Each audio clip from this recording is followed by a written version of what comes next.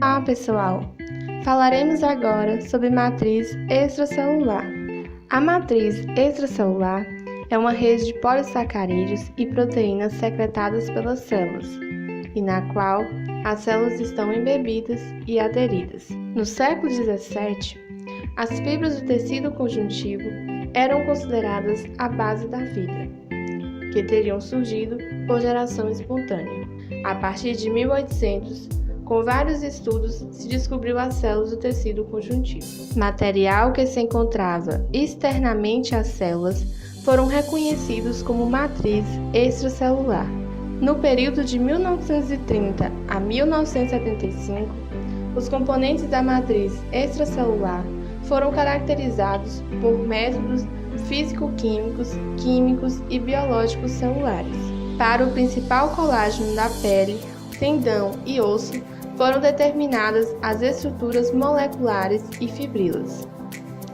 Nos animais, a matriz extracelular é composta pela matriz intersticial, formada pelo material depositado entre as células do tecido e pela lâmina basal, camada fina e resistente que sustenta a superfície basal dos epitélios.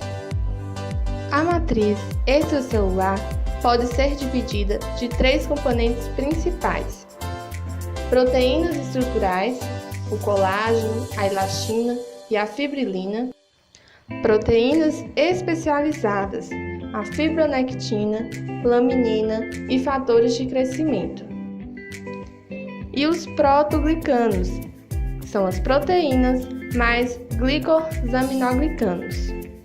A matriz extracelular apresenta várias funções, entre elas: preenche o espaço entre as células e confere resistência à tração do tecido através dos constituintes. Funciona como barreira química, delimita os espaços de migração das células, regula as funções metabólicas das células que se encontram rodeadas pela própria matriz. Possui capacidade de ligar e reter fatores de crescimento que, por sua vez, modulam o crescimento e diferenciação celular. Meio de chegada de nutrientes, como o oxigênio por difusão simples, água por osmose e eliminação de metabólitos, por exemplo, o ácido úrico, que não metaboliza e é eliminado pela urina. O colágeno é a proteína mais importante no osso, no tendão e na pele, e constitui 25% do total da massa proteica em mamíferos. O aspecto característico de uma molécula de colágeno é sua estrutura longa e resistente, helicoidal de tripla hélice, na qual 3 cadeias polipeptídicas de colágeno se enroscam uma na outra como uma corda. Para que essa união não ocorra prematuramente e acabe ocorrendo a obstrução da célula com seus próprios produtos, as células secretam moléculas de colágeno na forma precursora denominada procolágeno, com peptídeos adicionais em cada extremidade. Uma vez secretada pela célula, o procolágeno é processado. As células utilizam a matriz extracelular para se locomover, contudo, a sua adesão à matriz ocorre de forma indireta, uma vez que as células não aderem diretamente ao colágeno, mas sim por meio de uma proteína intermediária, a fibronectina.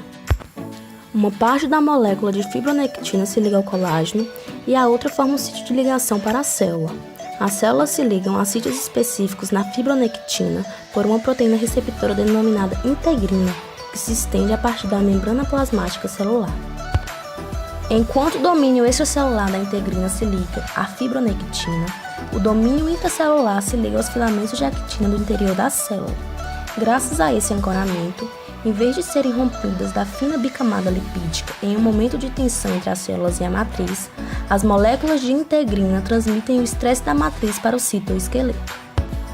As integrinas fazem mais do que transmitir o estresse passivamente, elas também reagem ao estresse e a sinais químicos de dentro para fora da célula, controlando se elas irão manter sua ligação a outras moléculas ou se serão liberadas. O colágeno confere força elástica para resistir à tensão. Um grupo completamente diferente fornece a função complementar resistindo à compressão e preenchendo o espaço. Esses são os proteoglicanos, proteínas extracelulares ligadas a uma classe especial de polissacarídeos complexos negativamente carregados, os glicosaminoglicanos. Os proteoglicanos desempenham funções sofisticadas, fornecem um espaço hidratado ao redor das células, Podem formar géis e poros de tamanho e densidade de carga variada, que atuam como filtros para regular a passagem de moléculas para o meio extracelular. Também podem bloquear, apoiar ou guiar a migração celular para a matriz. Falando agora sobre uma doença crônica muito recorrente na população, vamos abordar as alterações da matriz extracelular causadas pelo diabetes e o impacto sobre a continência urinária. A incontinência urinária de esforço resulta tipicamente da disfunção do mecanismo de fechamento do esfíncter uretral ou dos tecidos circundantes que fazem a uretra não resistir ao fluxo de urina nos períodos de aumento da pressão intra-abdominal. Diversas pesquisas indicam que a matriz extracelular uretral desempenha papel crítico na patogênese da incontinência urinária. O diabetes exerce efeito na expressão, organização e modificação nos componentes da matriz extracelular, em diversos órgãos. Essas alterações vêm sendo descritas em humanos, por exemplo, no músculo estriado esquelético e na artéria renal. A remodelação do tecido e a fibrose parecem ser uma consequência direta do diabetes. Notou-se que as alterações presentes no músculo e na matriz extracelular uretral estão entre as principais causas de incontinência urinária de esforço. O diabetes é um dos principais causadores dessas complicações. As pesquisas sugerem que a incontinência pode ser a consequência mais comum da hiperglicemia comparada a outras complicações.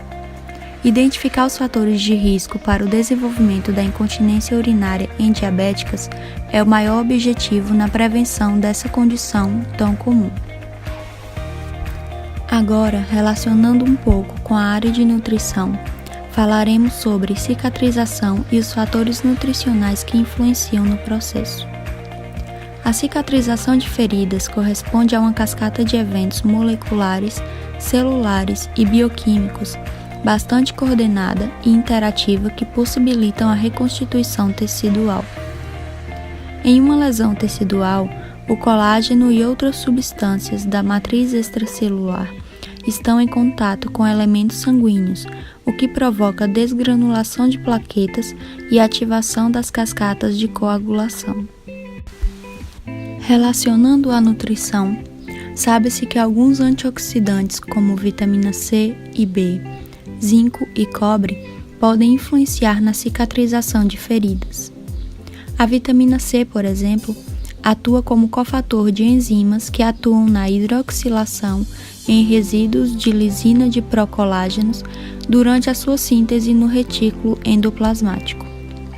Deficiências nas quantidades de vitamina C podem gerar distúrbios no processo de reparo tecidual por alterarem os níveis de colágeno na matriz extracelular.